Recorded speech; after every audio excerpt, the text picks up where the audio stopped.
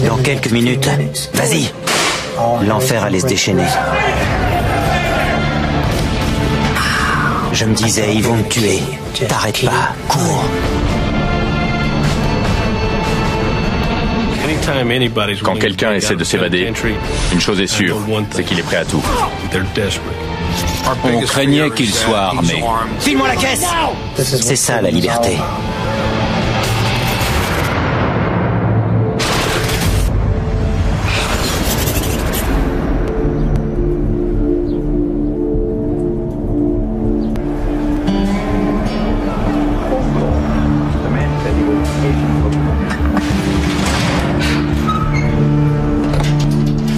Je m'appelle Dennis Wynhope. J'aime la musique country, les bolides, les belles femmes et surtout les sensations fortes. C'est comme ça que tout a commencé. Quand on attend de sortir son flingue, on sent une énorme décharge d'adrénaline se répandre dans tout le corps. Et là, plus question de faire machine arrière. Bonjour. Le tout pour le tout. File-moi la caisse! Malheureusement, l'envie de vivre ces sensations fortes conduit souvent à risquer sa vie ou à commettre des délits.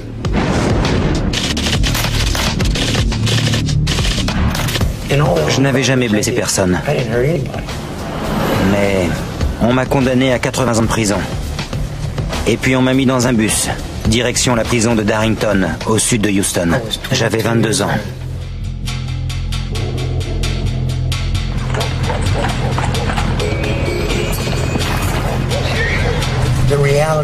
J'ai compris ce qui m'arrivait quand le bus s'est arrêté devant le portail.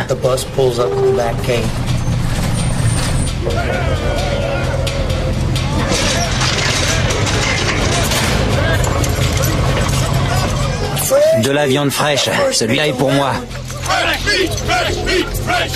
On vous balance tout un tas de cochonneries. Il est pour moi, celui-là.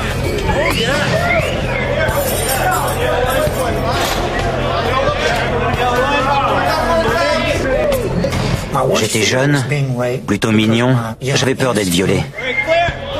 Hé, le nouveau, fais gaffe à toi. Je me suis dit que j'allais tout faire pour me défendre.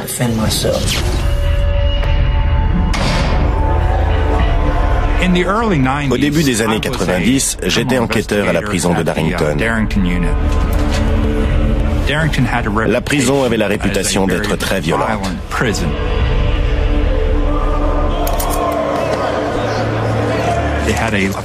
La population du pénitencier avoisinait les 2000 détenus. Ouverture. La plupart condamnés à des lourdes peines. On y va. Des meurtriers, des agresseurs à main armée, des délinquants violents. C'était le pire endroit pour purger sa peine.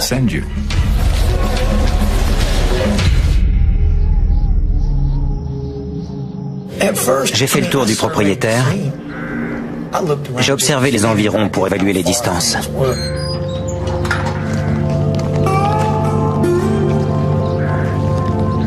La prison était entourée de champs, de grands espaces ouverts.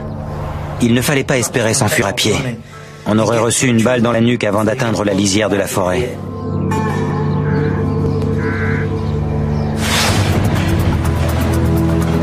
J'ai pris un boulot dans les cuisines de la prison. C'est là que j'ai rencontré Harry. T'es nouveau, non? Ouais, Dennis Hope. Harry Decker.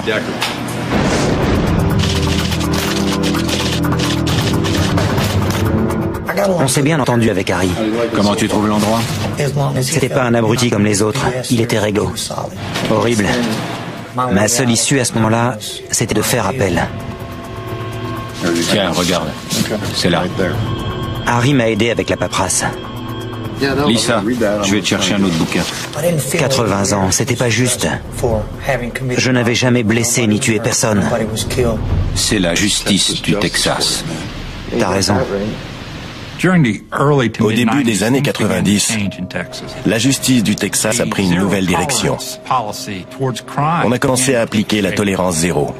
L'idée, c'était de mettre les criminels en cage et de jeter la clé. Hop. Un an après mon arrivée, mon appel a été rejeté. En gros, ces quelques lignes de la chambre criminelle de la cour d'appel disaient « On s'en fout de toi ». C'était un véritable coup de massue. Je me suis senti seul, complètement abandonné.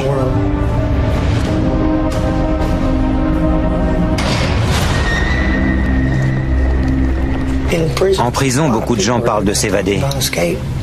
Mais ils finissent par se laisser engluer dans le quotidien. Et il faut un événement traumatisant pour les sortir de ce quotidien. Pour moi, ça a été la mutinerie.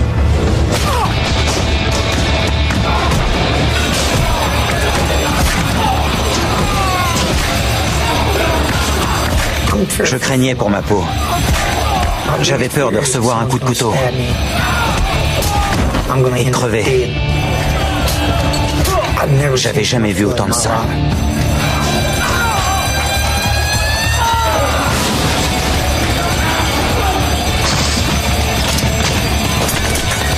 le monde à terre! Allez, à terre! Je savais que certains détenus avaient le sida. À terre, j'ai dit! Quand ils m'ont étendu dans ce sang, j'ai eu peur de le choper et d'en mourir. Quand j'ai vu que je pouvais crever aussi facilement, je me suis dit, tant qu'à y rester, autant essayer de franchir les clôtures.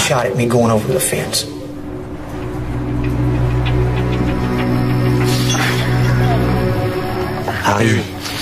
Ouais. Ça va? Ouais, ça va. Si on se tire pas d'ici, ils vont nous tuer.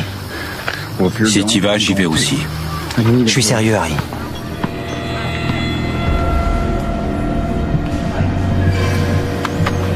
Ça, c'est la première clôture. Et là, c'est la seconde. Je lui ai dit qu'on pouvait découper la première clôture et sauter par-dessus la deuxième. Il m'a dit pourquoi on coupe pas les deux. Tu veux rester entre les deux clôtures le temps de découper la deuxième? On est foutus si on fait ça. Ils vont nous tirer comme des lapins. Il faudra prendre le chemin le plus facile. Ce qui veut dire passer par-dessus. On fait comment? On va s'enrouler des couvertures autour des jambes pour nous protéger des barbelés. Si on pouvait sauter au sommet pour éviter les barbelés, on était sortis d'affaire. Comme quand on fait l'équilibre.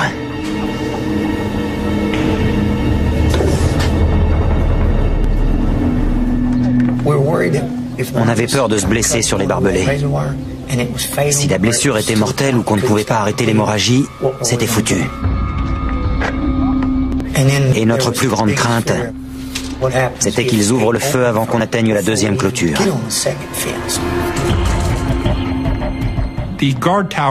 Les tours sont gardées jour et nuit, 7 jours sur 7.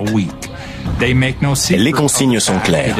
Si un détenu essaie de s'évader, les gardes n'hésiteront pas à tirer. C'est du calibre 223.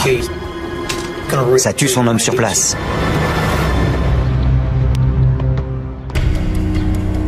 Quoi de neuf? Il y a eu une évasion. Sans blague. On a vite sécurisé le périmètre autour des 3 types. Pour réussir mon évasion, il fallait que je sache comment les gardes allaient réagir.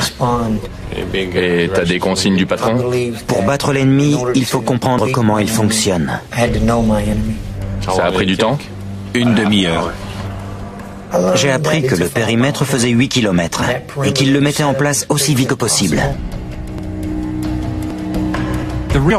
Notre cauchemar, c'est que le détenu sorte de ce périmètre. À l'intérieur, on peut facilement l'arrêter. Mais s'il en sort, on ne contrôle plus rien. On n'a pas 36 solutions. Ce chiffre de 8 km s'est gravé dans ma mémoire. Il faut qu'on franchisse les clôtures et qu'on fasse 8 km en moins de 30 minutes. 8 kilomètres? 8 km. Il faut qu'on s'entraîne. Courir 8 km aussi vite que possible.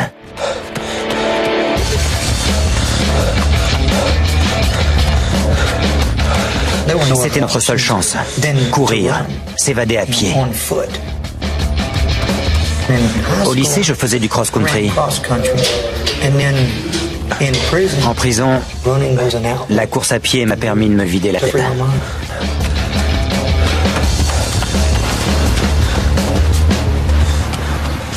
Je m'imaginais courir sur une plage. Je pensais à la liberté. L'océan, le soleil, les vagues, l'écume. Dans ma tête, j'étais ailleurs.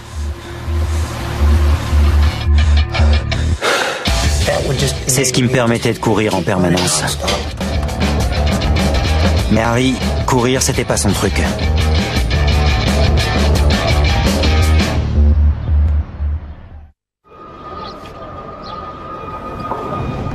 Pour franchir les clôtures, on allait avoir besoin de l'aide d'un type qui bossait à l'entretien.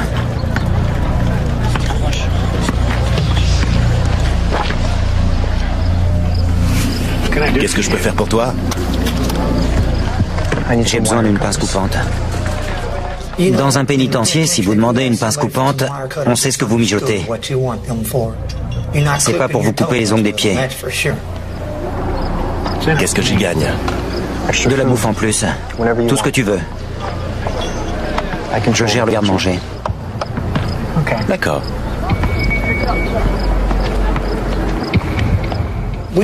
On a discuté plusieurs fois pour savoir comment faire passer la pince.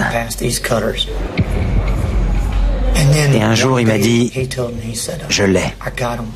Ce sera sous ton plateau. Fais gaffe à pas te faire choper.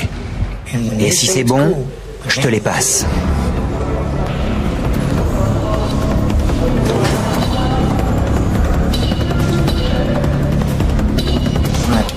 Quand je lui ai tendu mon plateau à travers le passe-plat, il m'a tendu la pince sous le plateau. Et j'ai pu la mettre directement dans mon slip.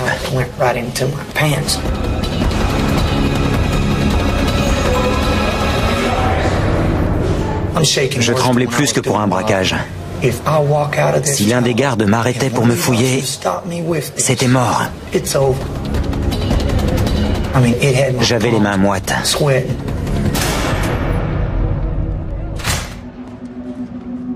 J'ai emporté la pince à la cuisine. Il y avait un grillage qui entourait la machine à glace et quand les autres ont eu le dos tourné, je l'ai essayé. Allez. Elle n'avait pas l'air assez puissante. Je me suis dit, tout ça pour rien.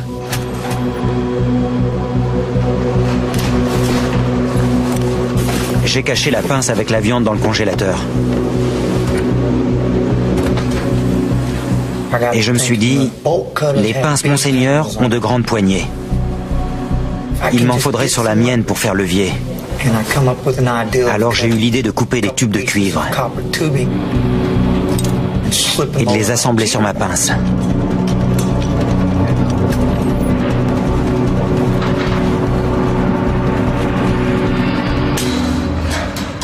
C'était reparti.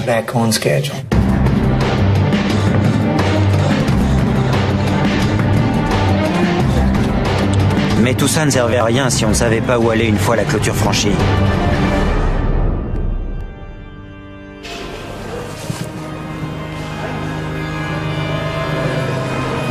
Et un jour, j'ai trouvé le dépliant d'une église par terre.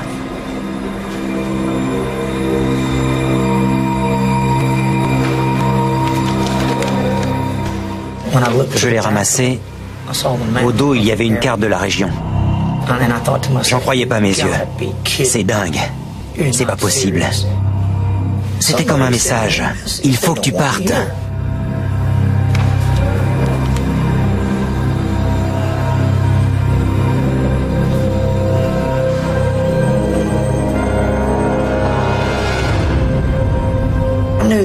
En combinant toutes les informations que j'avais avec la carte, je ne courais plus à l'aveugle. Le périmètre de sécurité devenait palpable. J'en connaissais les limites. Je savais où aller pour les franchir et en sortir. J'avais moins de 30 minutes pour suivre les lignes électriques et franchir l'A288, le périmètre de 8 km autour de la prison. Ensuite, direction Houston au nord-est. Tout était prévu. Plus rien ne me retenait.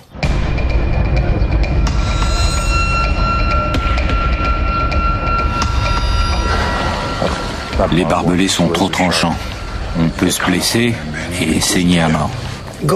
Passer par-dessus la clôture, c'était l'option la plus dangereuse. On a cherché des solutions pour diminuer le danger.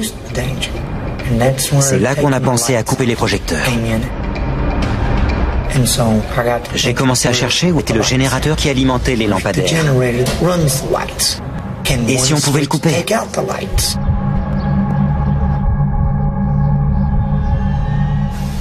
On savait que le générateur se trouvait dans la chaufferie. Salut Johnny. Il y avait un type qui venait d'être viré de la chaufferie. Il nous a renseignés. L'alimentation de toute la prison passe par la chaufferie. Il a dit que la chaufferie alimentait toute la prison et que le générateur de secours se trouvait au même endroit. C'était fabuleux. Depuis la chaufferie, on pouvait plonger la prison dans le noir. Mais on ne savait pas comment y entrer. Et les gars de la chaufferie n'étaient pas du genre à nous aider.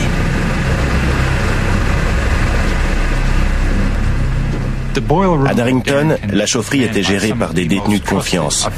Et la plupart étaient fiers d'avoir cette responsabilité.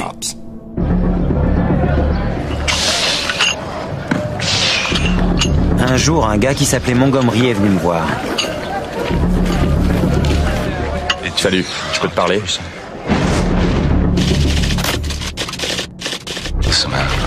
Écoute, j'ai pris perpète et je veux me tirer. Il paraît que tu as un plan. Comment ça? De quoi tu parles? Ça ne pouvait venir que d'une personne. Qui t'a dit ça? Quelqu'un.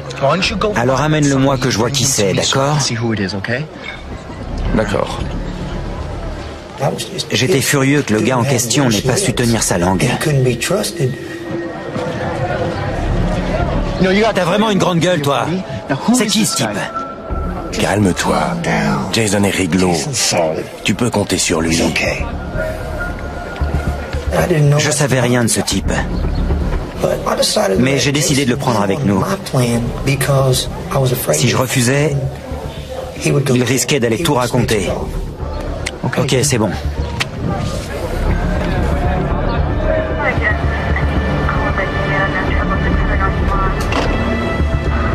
Et coup de chance, Jason a apporté un élément déterminant.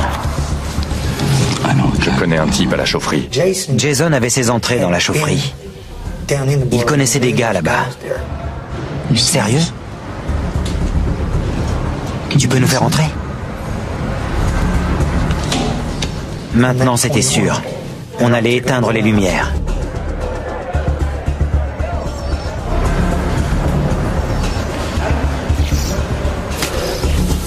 J'arrêtais pas de me demander si je n'oubliais pas quelque chose.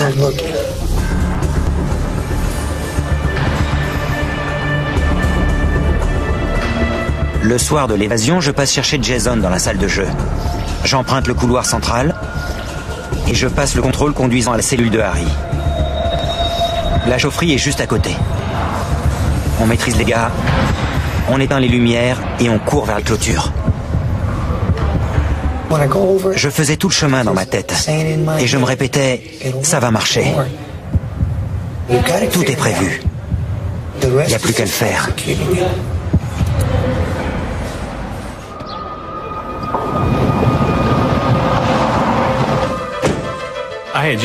En novembre 1994, je venais d'arriver à Darrington.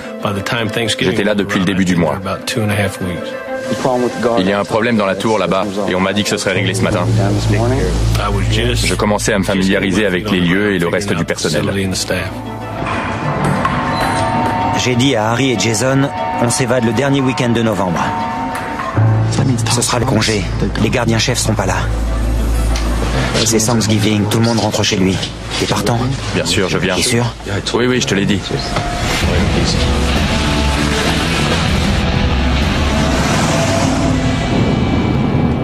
Le mercredi avant Thanksgiving, j'ai quitté la prison. Je suis passé chercher mes enfants et je suis parti chez ma mère à Keeling, à 4 heures de Darrington.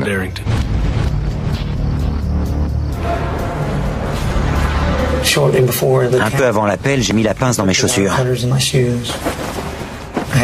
J'ai fait un paquet avec ma couverture. Et j'ai pris mon manteau.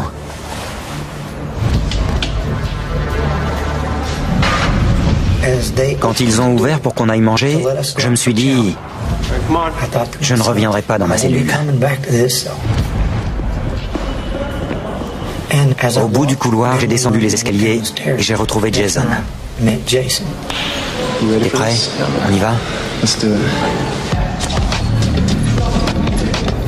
Le plus dur, c'était de franchir le contrôle menant à la cellule de Harry.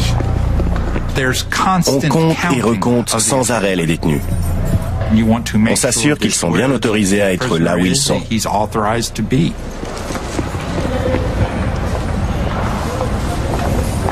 Jason est passé sans problème. Mais moi, la gardienne m'a arrêté. T'es pas dans cette aile, toi? J'ai répondu, bah tiens, vous m'avez transféré il y a 2 jours. Vous devenez gâteuse? Je lui ai dit, allez-y, vérifiez. Ok, vas-y. Quand elle m'a laissé passer, je me suis dit, maintenant, plus rien ne pourra m'arrêter. Harry nous attendait. Il devait nous rejoindre 5 minutes plus tard dans la chaufferie. Le rôle de Jason, c'était de s'occuper du gars en service dans la chaufferie. C'est Jason.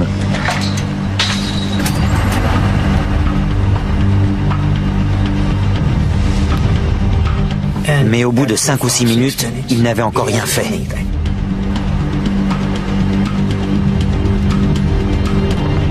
Il était 21h30. L'heure tournait. Et plus on attendait, plus on avait de chance de voir s'amener un gardien. Je ne pouvais plus attendre. Il fallait que j'aille voir ce qui se passait.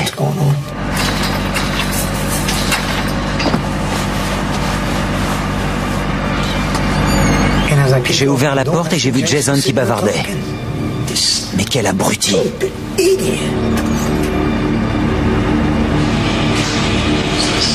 Je peux lui parler une seconde? Vas-y.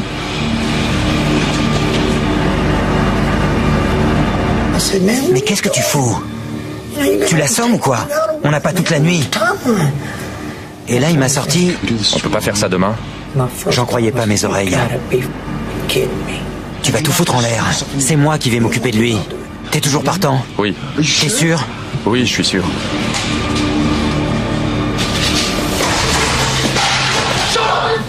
Je l'ai pris à la gorge et je l'ai plaqué au sol.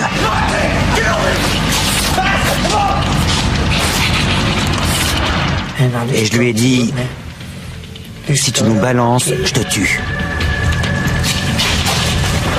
J'ai dit à Jason de découper sa couverture. Et là, on a entendu la sonnerie de la porte. J'ai senti mon cœur se figer.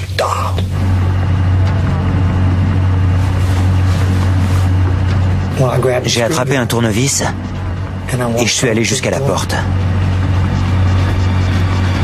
Qui c'est? C'est moi, mec. C'est Harry. Quand j'ai vu que c'était Harry, j'étais soulagé. Allez, allez, allez. Allez, Harry, grouille!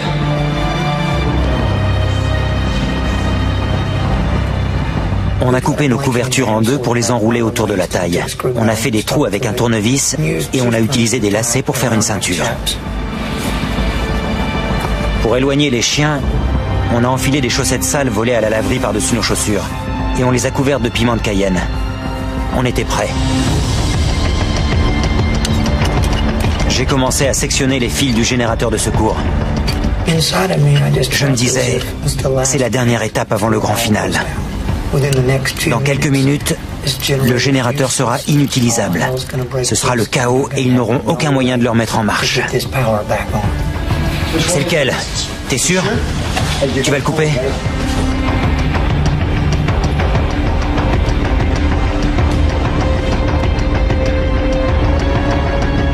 J'ai dit à Jason, vas-y.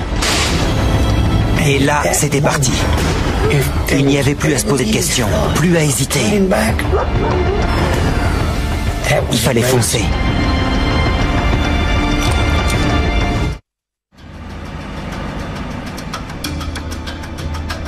Bon, on y va.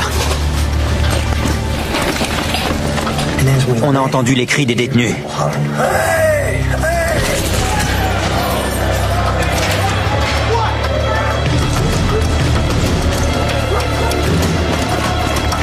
Parfait.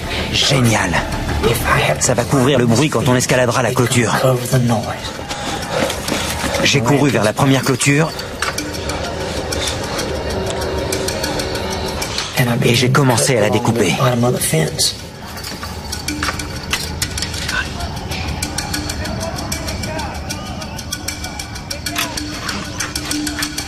L'angoisse commence à monter et on se dit « Allez, plus vite !»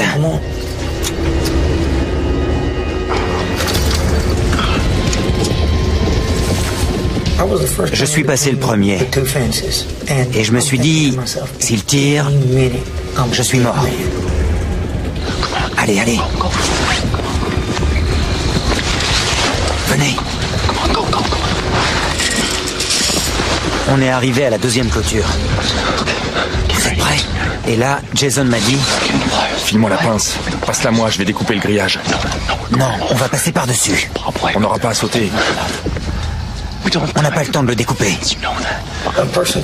On pouvait franchir la clôture en 9 secondes. Il en fallait beaucoup plus pour la découper. Tu veux cette pince? Oui. T'es sûr? Oui. J'ai jeté la pince par-dessus la clôture. Il n'avait plus le choix.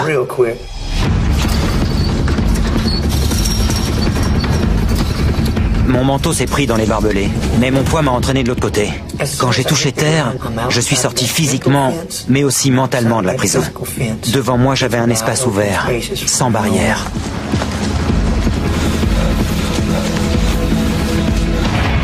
Je me suis retourné et j'ai vu Harry coincé dans les barbelés. Il ne m'avait pas écouté.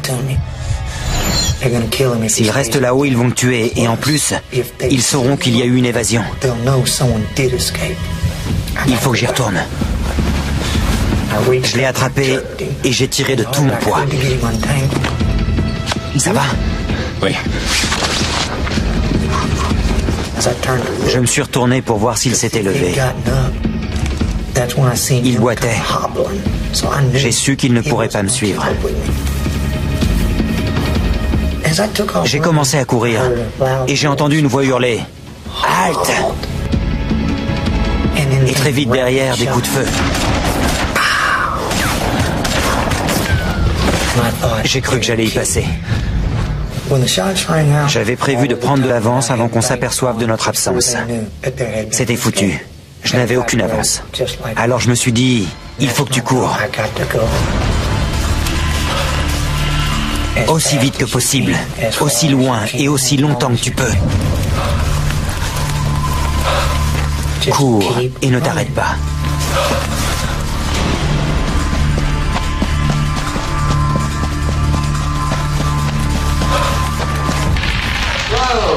Joli coup, bravo. Une paire de deux, bien joué. J'étais assis dans la cuisine de ma mère à jouer avec les enfants.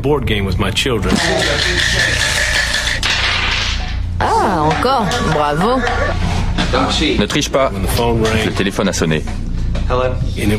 C'était le commandant Thomas, et ses premiers mots ont été « Il y a eu une évasion ». Combien? Quand? Comme tout gardien de prison, l'idée qu'un détenu est en cavale me rend malade. J'arrive. Il faut que j'y aille. Désolé.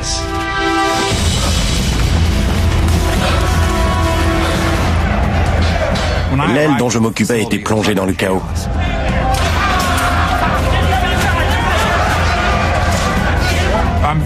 J'étais inquiet et très frustré. Je ne savais pas qui avait disparu. Tout ce qu'on savait, c'est qu'il y avait eu des coups de feu et des actes de sabotage. Et on faisait de notre mieux pour gérer la situation.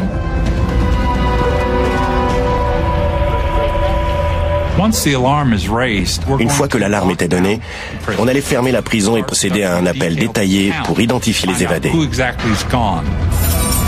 Ensuite, il fallait boucler le périmètre et appeler la police locale pour qu'elle vienne nous aider. Plus on mobilise les hommes rapidement, plus on a de chances d'attraper le fugitif. Chaque minute compte. J'ai entendu un moteur de voiture. Et je me suis dit, c'est pas vrai. Ils sont après moi. Mais il n'y en avait qu'un. J'avais une chance de lui échapper. J'ai couru encore plus vite.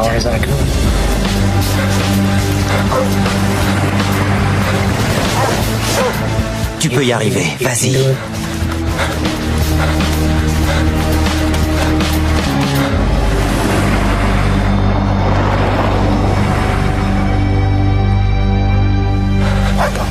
C'est bon, tu l'as eu.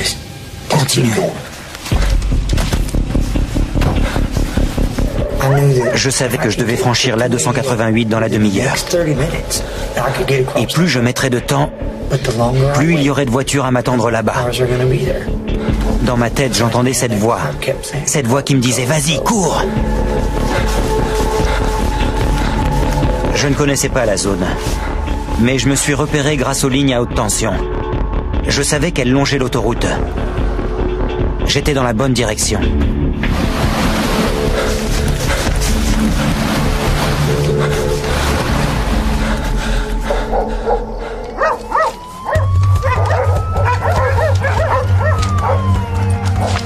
Commandant, on en est où? Quand je suis arrivé, on m'a dit que les chiens avaient détecté une trace qui menait à un bois, tout près de la prison.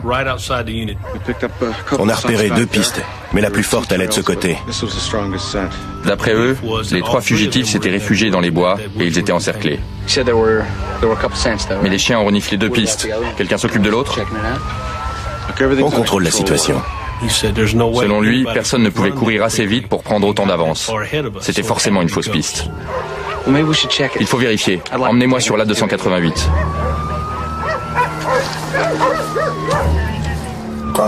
Pour moi, traverser cette autoroute, c'était les maîtres échecs et maths.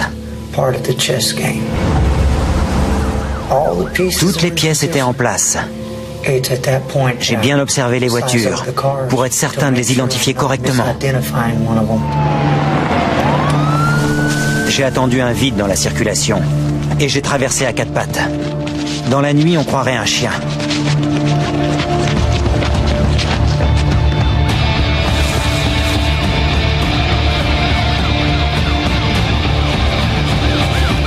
Une fois que j'avais traversé l'autoroute, pour moi, la partie était terminée et je l'avais gagnée.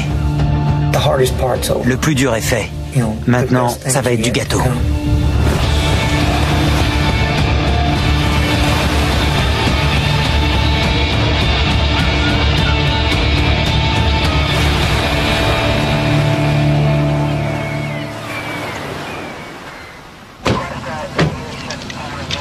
Quand on est arrivé sur place, j'ai demandé « On est loin d'Arrington ?» À peu près 5 kilomètres. J'ai senti mon estomac se nouer. Est-ce que vous aimez courir, commandant? Pas trop. Moi aussi, et je peux parcourir cette distance en 24-25 minutes. J'étais certain qu'il avait franchi notre périmètre de base. Tout d'un coup, j'avais l'avantage. Je savais que c'était le moment ou jamais de les semer.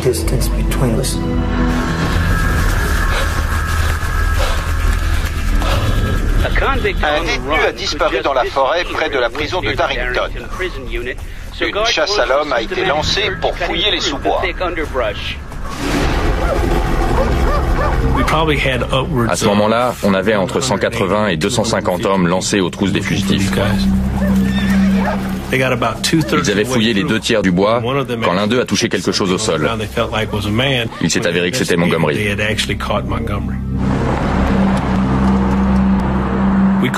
On a attrapé Decker dans une zone habitée au cours de la 2e nuit. Mais le 3e évadé reste introuvable. J'ai compris qu'on avait affaire à un type très malin. Il nous avait battus. J'en ai fait une affaire personnelle. Les premières recherches sont la responsabilité des gardiens. Dès que le périmètre est franchi, je prends le relais. C'est à moi de capturer le fugitif. Voilà Dennis Rowe. Il est athlétique et c'est un malin. Il a réussi à échapper aux gardes. Je veux tout savoir sur lui, à quoi ressemble sa petite amie, quel genre de voiture il conduit. On a pensé qu'il allait se diriger vers Dallas, là où se trouvaient ses amis et sa famille.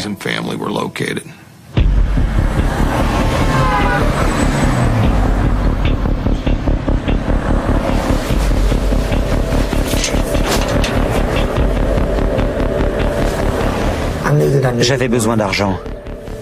Et je savais que le moyen le plus rapide était de retourner dans un endroit que j'avais déjà braqué.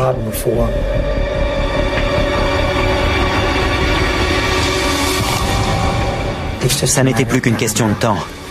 Dallas, prépare-toi, j'arrive. Excusez-moi, monsieur, vous pourriez m'avancer? La plupart de ces individus sont des psychopathes. Bon, j'ai besoin de ta voiture. Tu vas faire exactement ce que je te dis. Ils vont s'attaquer à n'importe qui. Garde-toi là.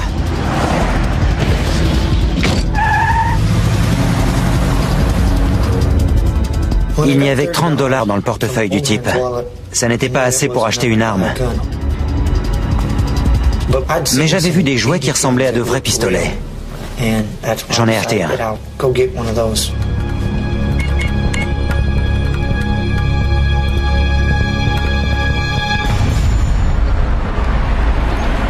Je suis allé dans une épicerie que j'avais déjà braquée. Je savais qu'on était à l'heure où il faisait la caisse. Je suis entré et comme prévu, le coffre était grand ouvert.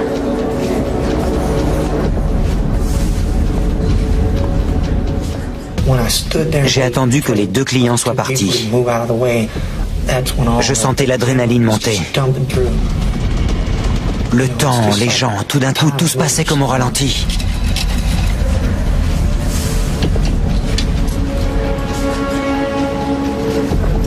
Je lui ai demandé l'heure. Elle a rien vu venir. Je lui ai dit, tu sais quoi? Tu vas remplir ce sac. Et le type, donne-lui! Il connaissait le tarif. Grouille!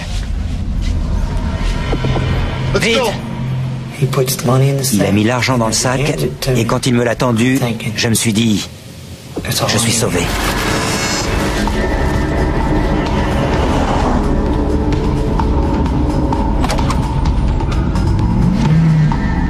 Maintenant, je vais avoir tout ce dont j'ai besoin. Je suis libre. Passe-moi le fric, passe-moi la caisse, vite! Pendant quelques semaines, j'ai braqué des épiceries de Dallas. C'est tout? Et j'allais dépenser l'argent à Memphis. Je faisais la fête, je jouais, je sortais avec de belles filles. Je rattrapais le temps perdu. File-moi la caisse! À ce moment-là, on pense qu'il est sur Dallas, parce qu'on nous a signalé toute une série de braquages. Rouille! Allez! Tu as quelque chose? Non, rien. Ça devenait gênant. On avait déployé pas mal d'hommes pour l'attraper et ça ne donnait rien. Et puis, tout est allé très vite. La police de Memphis a retrouvé la voiture volée. On a relevé les empreintes de Dennis Hope à l'intérieur. Et il y avait un journal avec des annonces d'appartements à louer entourés. Au même moment, la surveillance électronique a identifié 2 appels passés depuis Memphis sur un portable à une complice de Hope. On s'est tout de suite dirigé vers Memphis. Il n'y a pas de fugitif parfait. Ils finissent toujours par commettre une erreur. Et il faut être là pour les arrêter. File-moi la caisse!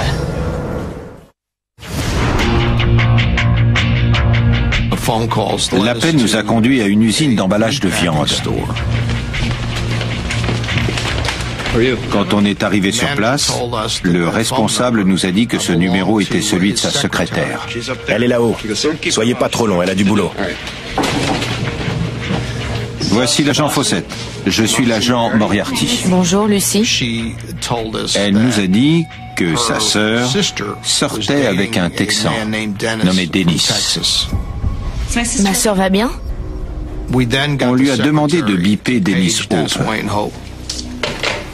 Ok, on attend.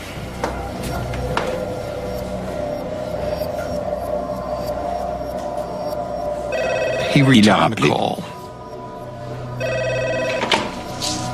Allô? Salut, Dennis. Il lui a dit qu'il était dans une boîte, le Denim and Diamonds. On se retrouve là-bas.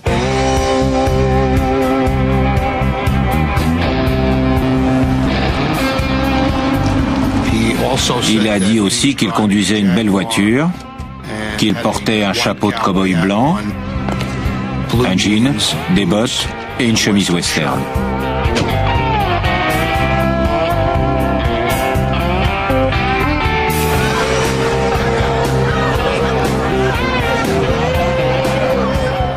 Quand j'étais en cavale, j'ai pas trop essayé de me cacher. Je voulais pas vivre en ermite. Ça aurait pas eu de sens.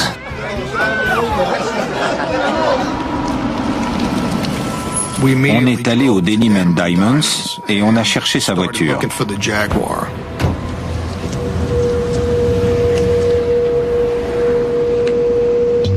On l'a trouvée garée à l'arrière du parking. Pour la rendre inutilisable et l'empêcher de fuir, on a crevé ses pneus. Ici Fawcett. On a besoin de renfort au Denim and Diamonds.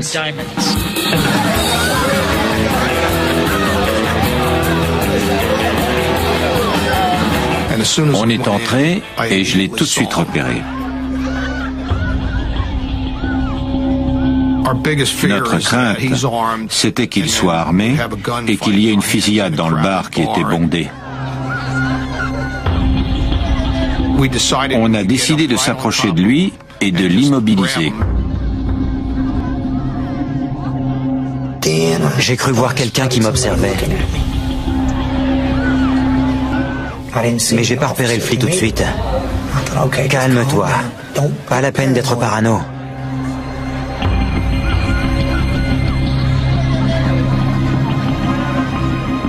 On s'est avancé comme pour mieux entendre la musique et on est arrivé à sa hauteur.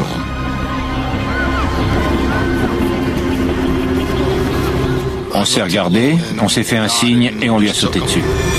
Lâchez-moi! Lâchez-moi! Lâchez-moi, bande de... Salopard. Et là, ils m'ont crié. On sait qui tu es. Lâchez-moi! Tous ces efforts. J'ai tout foutu en l'air, juste parce que j'ai pas fait gaffe. Il était sous le choc. Il n'arrivait pas à croire que 2 flics étaient venus du Texas jusqu'à Memphis pour le capturer. Lâchez-moi! Lâchez-moi! Lâchez-moi! J'étais complètement abattu. La vie telle que je l'avais voulu n'était plus qu'un souvenir.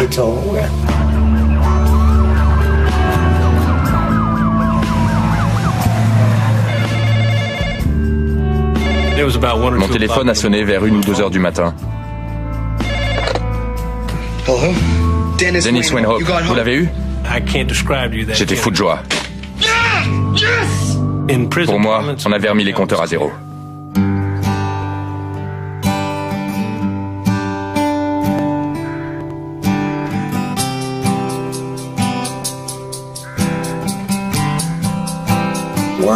Aujourd'hui, de ma cellule, je regarde le temps passer. On ne peut pas changer son destin, ni revenir en arrière. Impossible. J'attends le jour où mon cœur s'arrêtera de battre. Ça n'est pas ce que j'appelle vivre.